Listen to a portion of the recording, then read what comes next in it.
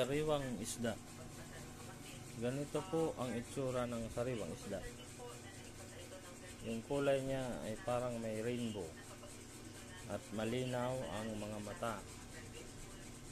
Makikita nyo yung mata ng isda ay parang may salamin. Yung balat niya, makikita nyo ay parang may rainbow, kumikintab. Ganyan po ang itsura ng sariwang isda. Pwede nyo ring tingnan sa yung ano ng isda, yung hasang. Makikita nyo na napakatigas ng hasang at mapula at may dugo.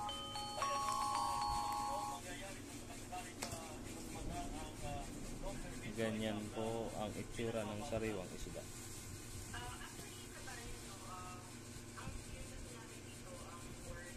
Masarap to gawing sinigang o paksiw.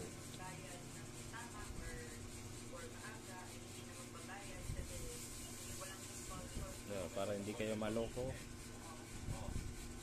makikita nyo yung isda na sariwa.